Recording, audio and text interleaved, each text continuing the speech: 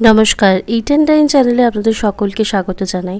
আজ তৈরি করে দেখাচ্ছি একটি সবজি, যেটি শুধুমাত্র ডাল দিয়ে কিন্তু তৈরি হয়েছে। বাড়িতে কোনো রকম সবজি না থাকলে এরকম দুটি ডাল দিয়ে কিন্তু এরকম একটি দারুণ তরকারি আপনারা অবশ্যই তৈরি করতে পারেন। চলুন দেখে নিই রান্নাটা কিভাবে করছি।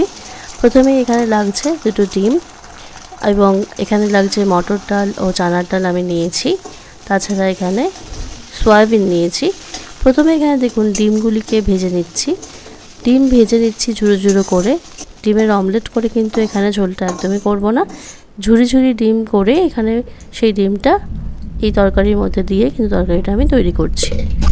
ডিম ভাজা হয়ে যাওয়ার পরে কড়াইতে দিয়ে দিয়েছি তেল এবং সেই তেলের মধ্যে প্রথমেই ফোড়ন দিচ্ছি একটা তেজপাতা এবং 1 টিস্পুন জিরে।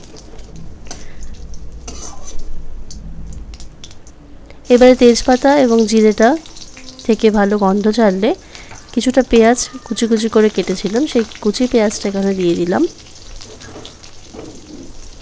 পেঁয়াজ কুচিটা একটু লাল লাল হয়ে আসলেই কিন্তু আমি বাকি মশলাটা এখানে অ্যাড করব। বাকি মশলা অর্থাৎ পেঁয়াজ, রসুন ও আদা, কাঁচা লঙ্কা বাটা একসাথে বেটে মিক্সিতে পেস্ট করে রেখেছিলাম, সেই পেস্টটাই আমি এখানে ইউজ করছি। দেখুন এই পেস্টটা এখানে দিয়ে দিলাম। এবার পেস্টটা ভালো করে এই তেলের মধ্যে দিয়ে নেড়ে চেড়ে নিচ্ছি।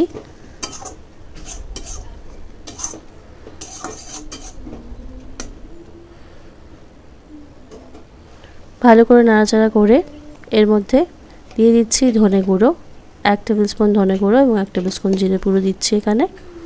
দিয়ে দিচ্ছি হলুদ গুঁড়ো। এবারে আবারও মশলাটার সাথে সমস্ত কিছুটাকে মিক্স করে নিচ্ছি ভালো করে। তার আগে দিয়ে দিচ্ছি সামান্য একটু লবণ, যাতে খুব সহজেই রান্নাটা থেকে তেল ছেড়ে যায়, তার জন্য দিয়ে দিচ্ছি এখানে লবণ। আর দিয়ে দিচ্ছি সামান্য একটু জল, যাতে সমস্ত মশলাটা সুন্দর করে মিশিয়ে নিতে পারি। ভালো করে মিক্স করে এটাকে নেড়ে চেড়ে নিচ্ছি। দেখুন মশলা থেকে কিন্তু প্রায় তেল ছেড়ে দিয়েছে। আবারও একটু নাড়াচাড়া করে নিচ্ছি। এবারে দিয়ে দিচ্ছি সব সেদ্ধ করে রাখা সবজিগুলো। সবজি, সয়াবিন, ডাল সমস্ত কিছু যা যা সেদ্ধ করে রেখেছিলাম সমস্তটা কিন্তু এখানে দিয়ে দিলাম। এটা কিন্তু খুব চটজলদি একটা রান্না এবং আমার মতো আপনারাও এভাবে সেদ্ধ করে রান্না করার চেষ্টা করবেন, তাতে টেস্টটা একটু ভালো হয়। দিয়ে দিলাম ডিমের ঝুড়োগুলো এখানে। এবার সমস্ত কিছুকে মিক্স করে নিচ্ছি আর দিয়ে দিচ্ছি জল। এখানে আমি প্রথমে মশলা বাটার যে জলটা ছিল সেটা ইউজ করেছি, তারপরে আলু সেদ্ধ করার সময় যে জলটা ইউজ করেছিলাম সেটাও এখানে দিয়ে দিলাম। আমি কিন্তু কিছুই ফেলিনি। এবার দেখুন যখন এরকম ফুটতে শুরু করেছে রান্নাটা কিন্তু কমপ্লিট, একদমই কাসুরি মেথি দিয়ে পরিবেশন করছি। কেমন লাগলো আমার রান্নাটা জানাতে ভুলবেন না। ভালো লাগলে লাইক, শেয়ার, সাবস্ক্রাইব করে দেবেন।